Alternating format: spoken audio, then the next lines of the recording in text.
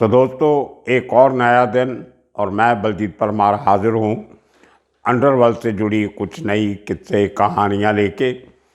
आज हम बात करेंगे कुछ ऐसे पहलवानों की जो पेशे से कुश्ती से ताल्लुक़ रखते थे।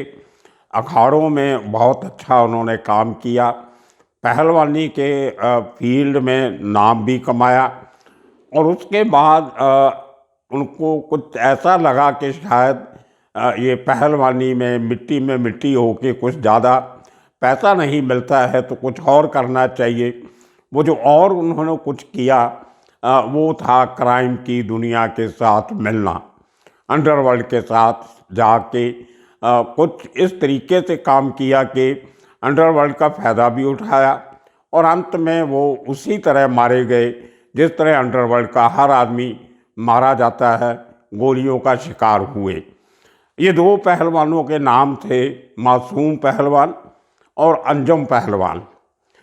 ये बहुत से लोगों ने मुझे पिछले दिनों से ये रिक्वेस्ट कर रहे थे, जब से दिल्ली और हरियाणा में कुछ नामचीन पहलवान, एक मर्डर केस में एक पहलवान ने दूसरे पहलवान का मर्डर करवाया और आज के दिन में कोई 14-15 पहलवान उस एक केस में, मर्डर केस और उसके साथ कॉन्स्पिरेसी में जुड़े हुए लीगल धाराओं के तहत वो लोग जेल में हैं, 12-13 पहलवान। बड़ी हैरानी की बात है कि कितना अच्छा डिसिप्लिन जो आपके बॉडी और माइंड को मजबूत करने के लिए बनाया गया था, ईजाद हुआ था। पहलवानी का प्रोफेशन जो है, एक जो कित्ता है एक, वो बहुत इज्जतदार और माना जाता था समाज में और पूरे दुनिया में। कहीं भी जो पहलवान हैं, रेसलर्स हैं, या इससे उसके साथ मिलते जुलते जो फील्ड है, बॉक्सिंग हुआ, किक बॉक्सिंग हुआ, इस तरह से जहाँ जो आजकल मॉडर्न फाइट चलती है, उस तरीके से उनको इतना नाम, पैसा, शोहरत मिलती है।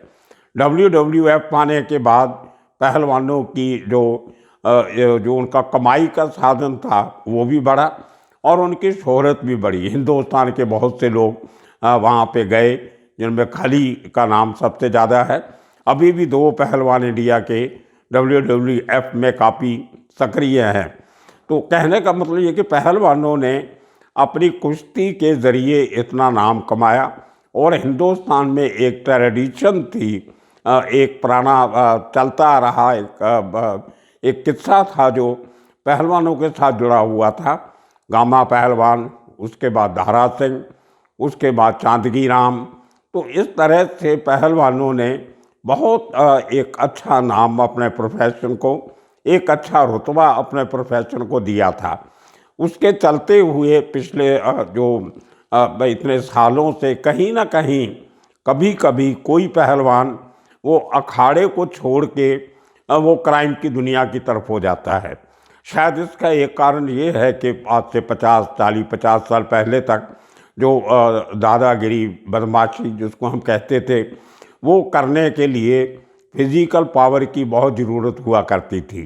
चाकू छोरा बाद में आया, उसके बाद रिवाल्वर AK-47 बाद में आई, लेकिन पहले जो दादागिरी हुआ करती थी वो आपकी फिज़िकल पावर के दम पे ही हुआ करती थी।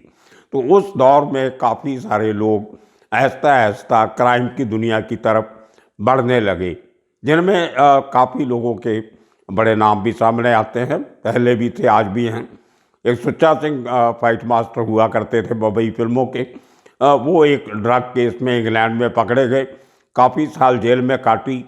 उसके बाद काफ़ी पहलवान जो थे वो उस लिस्ट में जो उनका नाम आता गया। पंजाब में एक भोला पहलवान इस सबसे बड़े ड्रग केस में वो जेल में है, तो वो जेल भुगतनी पड़ी। इतने साल कितने केस चल रहे हैं उसके ऊपर, उसको पुलिस की नौकरी भी दी गई पहलवानी की वजह से, लेकिन वो काम धंधा वही करते रहे। तो ये एक पहलवानों का बुरा नाम की जो एक कमाने की एक ट्रेडिशन थी वो बीच बीच कभी कभी चलती रही है। उसी दौर में 80 के दौर में 80-82 के टाइम पे जब फिल्म इंडस्ट्री थोड़ा सा उठने लगी थी और अंडरवर्ल्ड का दखल फिल्म इंडस्ट्री में बढ़ने लगा था, तभी एक पहलवान आता है फिल्मों में फाइट मास्टर बन के। आजकल उसको एक्शन डायरेक्टर कहते हैं, उस ज़माने में फाइट मास्टर कहते थे। तो वो उसका नाम था मासूम पहलवान। वो डोंगरी का चार नल के नज़दीक एक मुर्गी मोहल्ला है, वहाँ का रहने वाला था। और दादागिरी के सर पे उसके मोहल्ले में उसके लड़ाई झगड़े भी होते थे। और उसी मोहल्ले में नज़दीक उसके नवाब खान रहता था। नवाब खान जो करीम लाला का ख़ास आदमी था, जिसके बेटे अमीरज़ादा और छोटा शहज़ादा और बेटे वो अंडरवर्ल्ड में काफ़ी उन्होंने अपना नाम बनाया। और अंडरवर्ल्ड की जो गैंग वार शुरू हुई वो नवाब खान के बेटों से एक तरीके से शुरू हुई, जिन्होंने पहले इकबाल नाटक को मारा, बाद में दाऊद इब्राहिम के बड़े भाई को मारा और उसके बाद खुद उनको मरना पड़ा। तो बहुत से लोग कह देते हैं कि अमीरज़ादा और आलमज़ेब भाई थे। मैंने पिछले वीडियो में बताया है कि भाई नहीं थे, वो दोस्त थे, तो लेकिन पठान थे दोनों। तो अमीरज़ादा का बाप नवाब खान, जिसकी वजह से मैंने वो भी आपको पहली वीडियो में बता चुका हूँ कि कैसे वो करीम लाला के कान भरता था दाऊद गैंग के ख़िलाफ़, और जितनी बार समझौता हुआ आपस में, उसको तोड़ने में भी कहीं ना कहीं नवाब खान का हाथ रहा। तो मासूम पहलवान उसके महल्ले का था, उसको चैलेंज करता था, जो नवाब खान को बर्दाश्त नहीं था। तो उन्हीं दिनों में मासूम खान भी कुछ उसने भी अपना वो एरिए से निकल के कुछ और करना चाहता था। शायद अंदर खाते कहीं वो नहीं चाहता था कि वो अंडरवर्ल्ड की तरफ जाए। लेकिन उस समय तक उनके सामने एक और एक ऐसा पर्सन था, ऐसी एक हस्ती थी जो ऑलरेडी अखाड़ा छोड़ के दाऊद के साथ जा मिली थी। उसका नाम था खालिद पहलवान। खालिद पहलवान को एक तरह से दाऊद का मेंटर भी कहा जाता है। और खालिद पहलवान जिसके पास काम करता था पहले, वो भी बहुत बड़ा पहलवान था, बाशु दादा। वो भी मैंने आपको बताया, डांट बैठ निकालता था इनसे ज़्यादा। इनके साथ एक और रहीम पहलवान था, वो भी बाशु दादा के साथ था। तो उस अखाड़े से निकल के कुश्ती करते करते खालिद पहलवान का दाऊद का मेंटर बनना शायद बाकी पहलवानों के लिए एक रास्ता दिखाने वाली बात थी। तो ये भी हो सकता है कि खालिद को देख के ही मासूम पहलवान अंडरवर्ल्ड की तरफ चल पड़ा। तो लेकिन साथ के साथ उसने फिल्मों में फाइट मास्टर का काम करना शुरू किया। मैंने बहुत से पुराने ये क्योंकि 80-85 के दौर की बात है, तभी ना कोई इंटरनेट था, ना कुछ थी, ना फोटोग्राफ्स कहीं मिलती हैं। बहुत 3-4 दिन से मैं कोशिश कर रहा था कि मासूम की और अंजुम पहलवान की कोई तस्वीर कहीं से मिले, लेकिन अफसोस कि वो नहीं कहीं से मिल सके। मैंने फिल्म इंडस्ट्री में अपने सोर्सेज से बात की। मोहन बग्गड़ जो बहुत बड़े फाइट मास्टर हैं, एक्शन डायरेक्टर हैं, धर्मेंद्र की जितनी फिल्मों में जो उनके धर्मेंद्र का डुप्लीकेट का जो फाइट के सीन जितने हुए आज तक सैकड़ों फिल्मों में, वो मोहन बग्गड़ ने की हैं। और बहुत बहुत रिस्पेक्टेड और सॉफ्ट स्पोकन शरीफ किस्म का वो एक्शन डायरेक्टर है। तो आज भी मेरी उनसे बात हुई सुबह रिकॉर्डिंग करने के पहले कि कहीं से कोई मासूम की तस्वीर मिले तो प्लीज़ भेजिए, लेकिन उन्होंने भी कोशिश की, नहीं मिली। फिर मैंने एक फिल्म इंडस्ट्री का एक मेरे मित्र हैं, वो डायरेक्टरी बनाते हैं डिफरेंट जो एक्शन जो फिल्म इंडस्ट्री का है, उसमें भी मैंने उनको, इकबाल चाना उनका नाम है, उनसे बातचीत की, पूछने की कोशिश की, लेकिन तस्वीर उनको भी नहीं मिली। और ना ही मासूम की कोई इन्फॉर्मेशन कहीं से निकल के आती है कि कौन कौन सी फिल्मों में उसने काम किया या जिन किन फिल्मों में एक्शन दिया। तो उसी तरह अंजुम पहलवान की भी कोई डिटेल कहीं से नहीं मिल रही। लेकिन फिर भी फिल्म इंडस्ट्री के लोगों से बात करके जो सामने आया किस्सा, वो मैं आपको आज सुना रहा हूँ। तो मासूम का जो नवाब खान के साथ दुश्मनी चल रही थी, उसका बदला लेने के लिए नवाब खान काफ़ी सोच विचार में था कि कैसे इस पहलवान को रास्ते से हटाया जाए, ताकि मेरा दबदबा और मेरे जो बाकी बच्चे हैं अमीरज़ादा के बाद जो थे, वो किसी न किसी तरह इस इलाके में उनकी दादागिरी चलती रहे, कोई दूसरा दादा पैदा नहीं हो। तो उसने उन दिनों में किसी केस के चक्कर में नवाब खान को जेल में जाना पड़ा।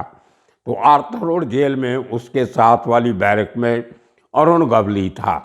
तो जब जेल में दिन की ब्रेक होती है आपको उसको एक्सरसाइज करने के लिए, जो सुबह सैर करने के लिए या पाठ पूजा करने के लिए, कोई फिक्स टाइम होता है जब आपको बैरक से बाहर निकाला जाता है।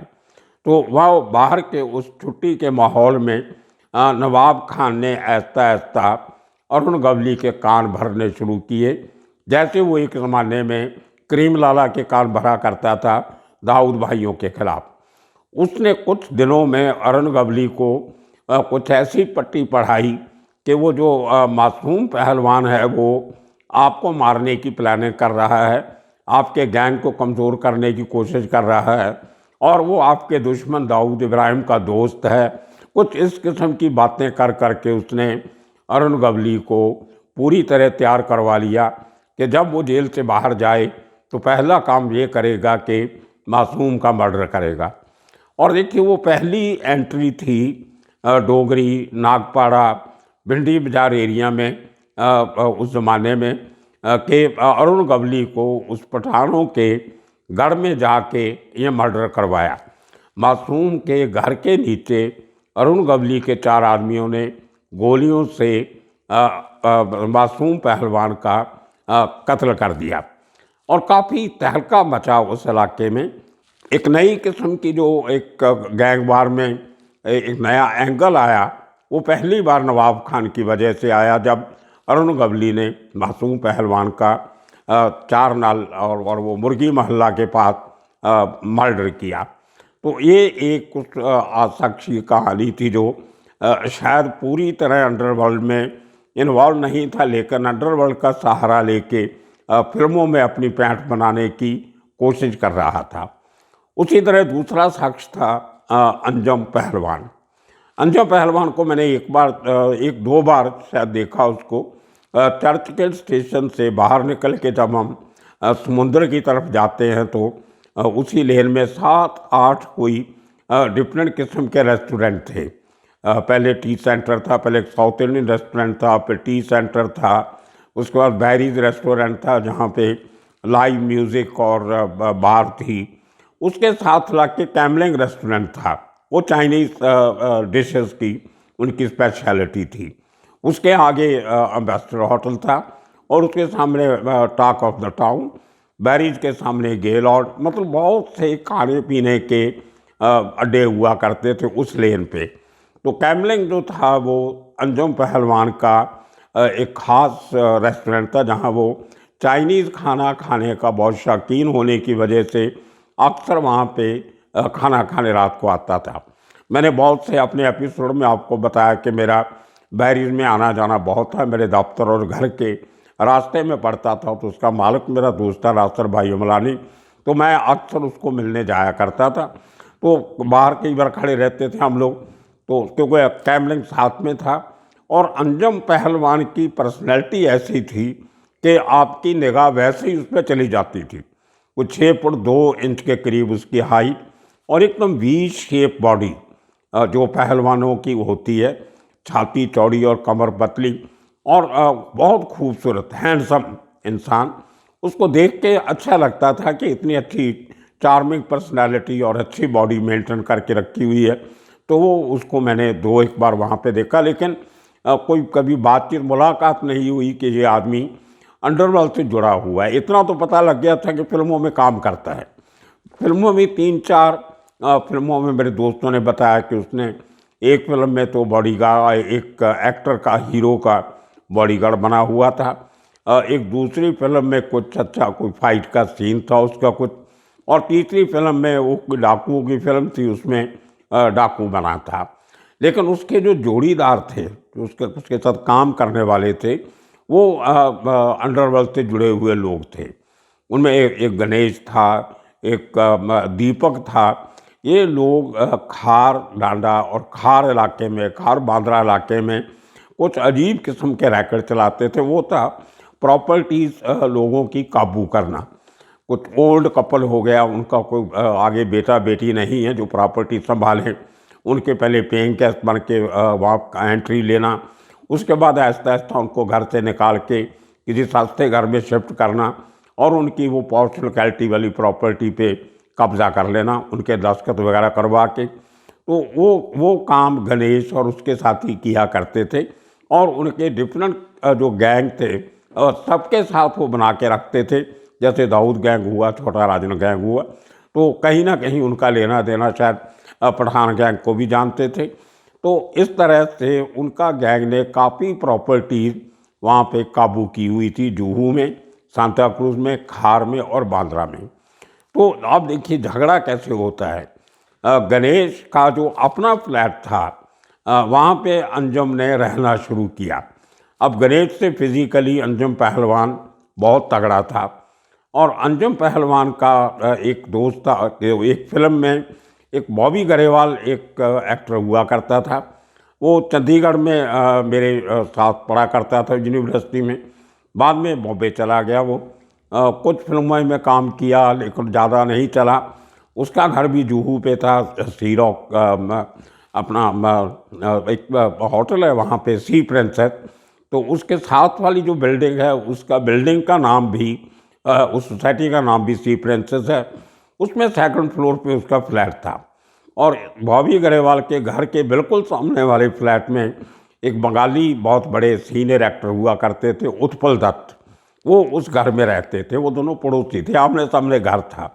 तो मैं उत्पल दत्त साहब को जब मिलने जाता था, जब बॉम्बे आते थे कलकत्ता से, तो मैं उनकी बहुत इज्जत करता था। और उनको जब मिलने जाना तो बॉबी गरेवाल को मिल लेना, क्योंकि 4 साल हम लोग यूनिवर्सिटी में साथ में पढ़े थे। तो बॉबी गरेवाल के अपने बहुत किस्से हैं, फिर कभी सुनाऊंगा। लेकिन अंजुम पहलवान से उसकी दोस्ती थी। अंजुम पहलवान जो है वो कुछ ड्रग का काम भी करता था, क्योंकि इतने घर थे उन्होंने काबू किए हुए, उनमें कहीं भी ड्रग छुपा के रखनी। लोग तो ये भी कहते हैं कि शायद फीलू खान के साथ उसका कोई कनेक्शन था। लेकिन फिल्मों में काम करना एक ये लोगों ने फ्रंट बना रखा था, दिखावे के लिए कि हम फिल्मों में काम करते हैं, एक्टर हैं, कलाकार हैं, लेकिन अंदर से काम वही करते थे, क्राइम से जुड़े हुए।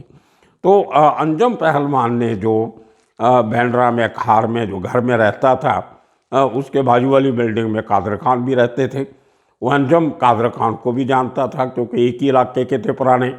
तो उस घर में जो घर था वो एक्चुअली गणेश का घर था और अंजुम ने उस पर कब्जा कर लिया। वो गणेश जो लोगों के घरों पे कब्जे करता था, उसके अपने घर पे उसके अपने ही दोस्त ने कब्जा कर लिया।